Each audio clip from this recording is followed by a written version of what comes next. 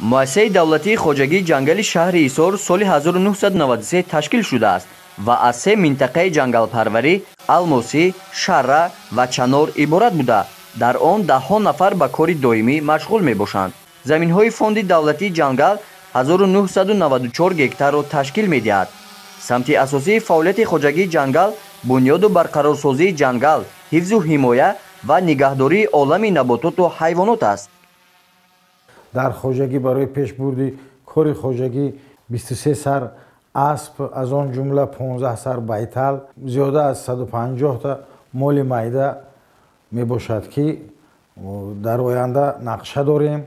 мо ки саршумори бузу гӯсфанд ва аспи зоёро дар хоҷагӣ зиёд гардонем.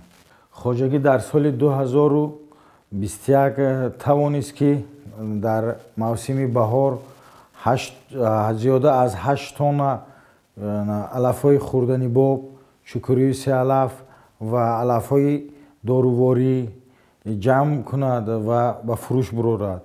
хоҷагӣ дар соли 2021 340 килограмм пистаи кӯҳӣ, бодом, хуч 800 килограмм ва дигар намуди расаниҳоро ҷамъоварӣ карда ба фурӯш баровард.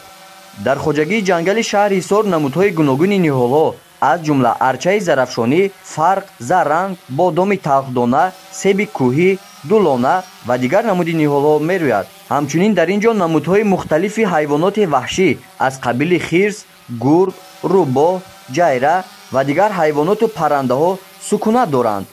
хоҷагӣ дар соли 2021 33,2 гектар бунёду барқарори ҷангалро ташкил кард ки аз он 15700 гектар бунёди ҷангал мебошад. дар соли 2022 нақша дорем ки тамоми нақшаю чорабиниҳое ки дар пеш истода бо сатҳи баланд гузаронем ва нақша дорем ки бунёду барқарори ҷангала нисбати соли 2021 зиёд кунем.